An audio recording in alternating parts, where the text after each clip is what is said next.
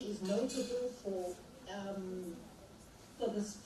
disrupting at the IEC former President Zuma's speech, leaving Kanda, remember Kwezi 10 years later.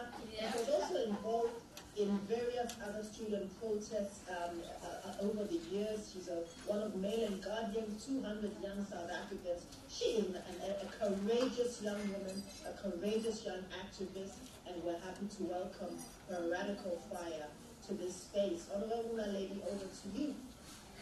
Oh, thank you so much. Yeah. That was such a warm welcome. Thank you so much for introducing me like that. It feels really nice to be introduced properly for the first time ever. So I'm really appreciative of that. I've missed all of you so much. I think I had my first Ysawid interaction when I was in, I think it was 2009. I was still in high school. I met some of the members of Ysawid there was this business clinic that the University of Pretoria used to take smart kids to. That's what they told us. That's what they told us. That I know these trips are for smart kids, and I was there as well. And that's why I met some of the women of Ysawid, and I've been eternally grateful ever since because of the major contributions that they've made to my life. And I think when Moses was sent me the message that they're asking me to be a part of the field date, for me to receive the invitation, I was like, absolutely, yes, I've been waiting for this all my life. It feels like a full 360 to come back where it all started, really. To come back where it all started. I always say that Bibles are made, racists are made, patriarchs are made, but feminists are also made. Feminists they are made by different conversations, different environments. A feminist doesn't happen by chance. A feminist doesn't happen by chance. It is not luck. It is not a coincidence that a feminist is born. It is with proper seeds. It is with proper generations of information, of knowledge that has to be passed down. And man, living cool when we're passing on the baton. I'm reminded of this one event. It happened on my birthday, but the bangers. Ysawid, I think I was turning 18, 17. Yo, type 5, I can't believe I'm the one that's saying this. And I'm talking about like 10 years ago. And there was a smaller thing that we did at the end of the event to pass on the baton. We are Umam Development, Umam Big, Umam Makamula, Umam Bumba, and all of them are passing on the baton symbolically with candles to us. And I lost all those pictures. So if any of you have them, please send them to me. And I'm seeing it happening again 10 years later. And I think that speaks a lot to what this organization really is about, and the consistency as well. So I think even in the time to speak about the work that we are doing in our personal lives outside, we really have to take time and say shout out. Shout out to the women who have stayed here. Shout out to the women who have planted and continue planting the seeds. I hope Nya's trying to go to the next one.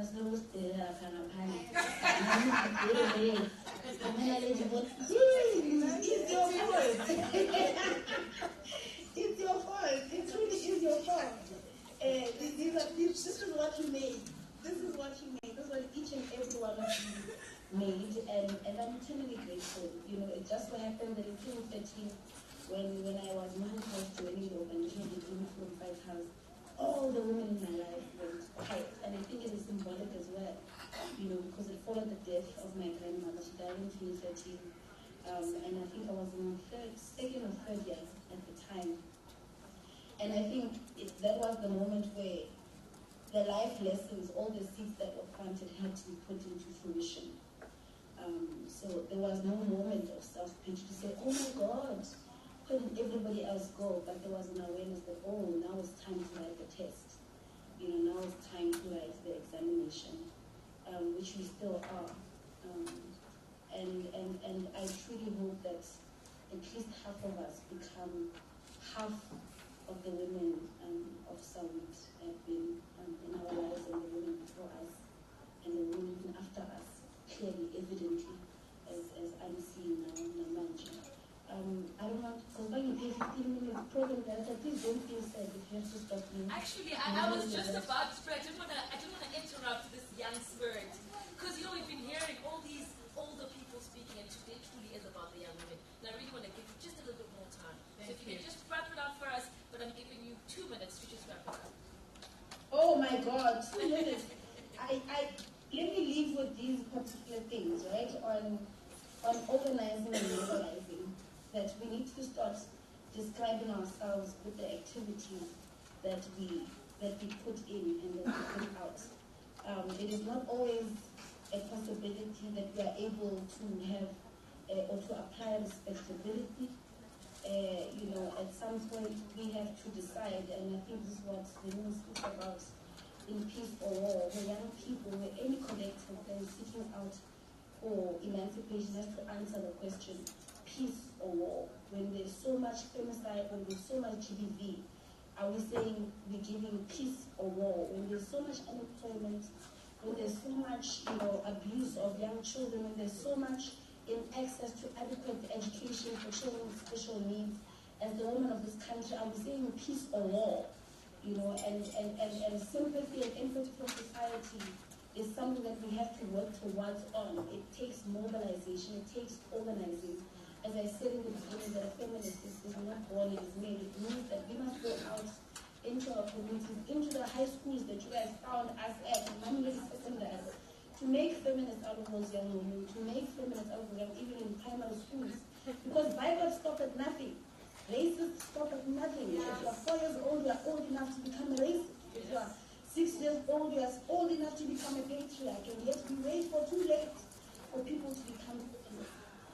So we need to just trickle down the system and take it down even further, especially because the women that came before us have planted such big seeds for us that we literally, the socialist feminists that have come before us, decades and centuries before us, are the reason why we have things like maternity leave, are the reason why early child development is subsidized, are the reason why a girl child can sit inside a classroom, are the reason why we can work as well and go and be employed, are the reason why there's even women who have become legislators after so many years. So it becomes, the honor then truly sits on us to continue these feminist victories that have been sustained. And if they don't continue, really, it is a call even to us as well.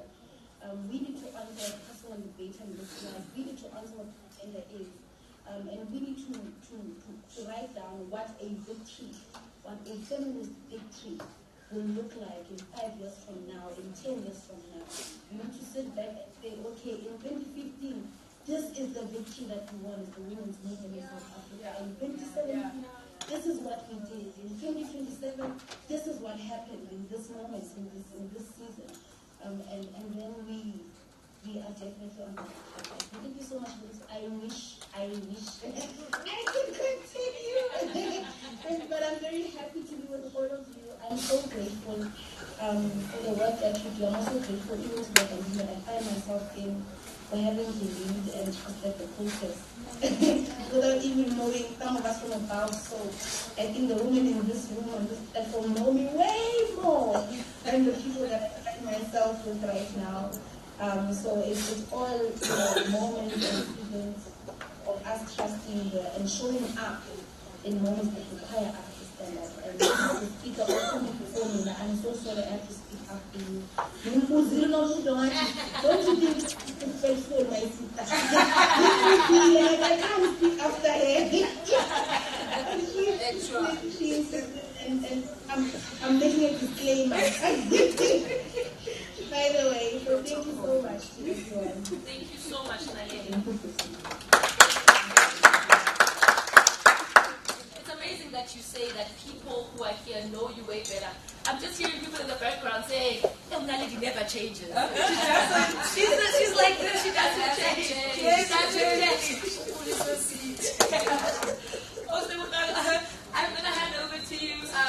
co-host to just pick up on a few things that Mrs. Naledi has spoken about, and I'll go into introducing advocate Thando Dumela.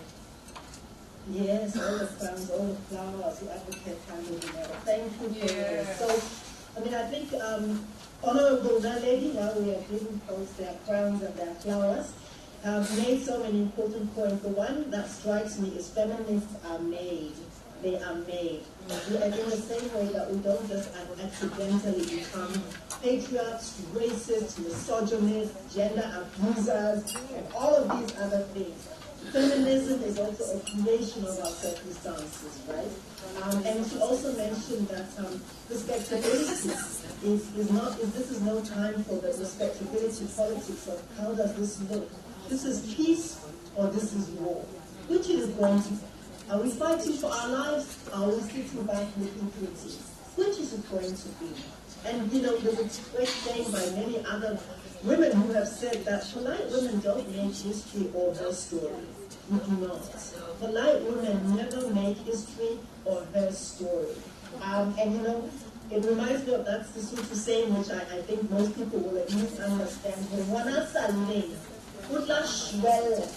A child who doesn't cry will weep and die on the mother's back. We have to cry, sisters and mothers. We have to scream. There is no option. It is a time of either peace or war. And lastly, she mentioned that we have to write up our own victories. And we are in the habit or not of not writing ourselves in and out of history and her story. And the sooner we do our own archiving and remember ourselves and remember that we were in the fray, the better we'll be able to then pass those photos and those albums on to many generations to come. Thank you so much, and over back to you, co-host. Thank you so much. Also, in the interest of time, I'm just going to go into the bio, advocate Thando Dumela. I will just be highlighting, I mean, there are many achievements, but unfortunately because of time I won't be able to go through all of it. Advocate Dumela is a dynamic young gender activist, innovator, and legal mind who is both an admitted advocate of the High Court of South Africa and currently completing a master's degree in constitutional law and human rights at the University of Cape Town. She's a South African resident who has a Southern Africa regional perspective on human rights, social justice, philanthropy, and her organization, Advocate Thando Dumela, hosted South Africa's first international women's peace building tea in March of 2021, and I think it was very important for me to actually mention this because it's very important to me as women. We need to play a role when it comes to peace building. So I think that's something that's quite important. Not only does she have strong networks related to the advancement of human rights and well-being and the freedom of LGBTI, and I'll say plus, because gender is a spectrum. Gender is a spectrum. We don't have to put in boxes. Over to you, Advocate Thando.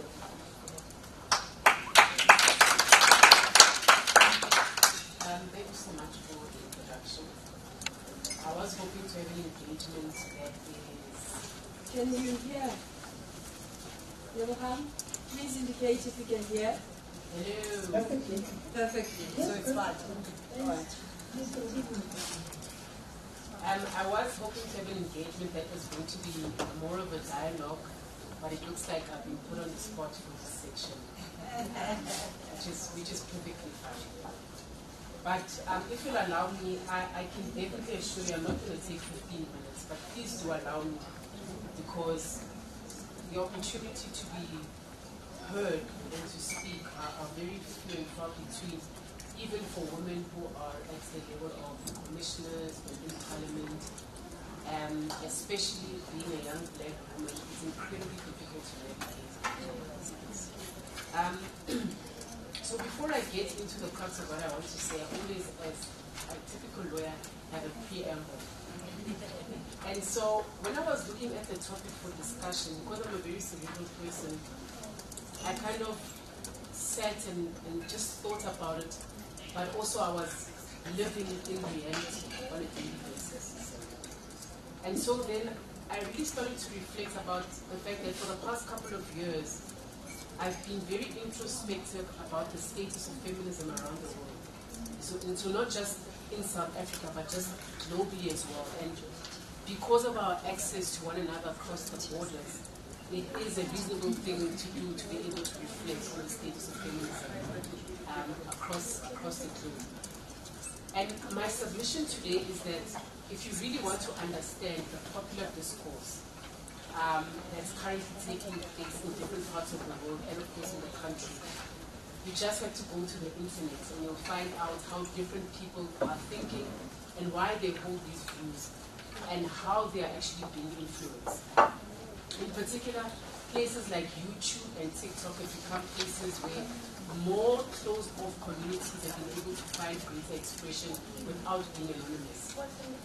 There is this new, relatively new phenomenon, and it's called swallow the red pill, which was, initially found expression in, closed-off online communities such as Reddit, where intergenerational misogynists and incels would post content about being an alpha male, dominating women, having sex with women, whether it's consensual or not, rejection from women, and anti-feminism, and the list goes on and on. And I want to just go into detail about the idea of the swallow the red pill movement and the red pill alpha male movement, because this is important. And I like the fact that he started by saying that there's so much that we can learn from one another. Both generations have got something to give to one another. And this is that movement. So the idea of the swallow the red pill movement and the red pill alpha male emanates from the Matrix. I'm sure you all remember the Matrix, where Neo had to make a decision to take the blue pill and keep on existing on, in the lie of the Matrix, or can take the red pill to be free from the Matrix and to see the truth for what it is. According to red pill men, the truth is for them, in their delusional world, that white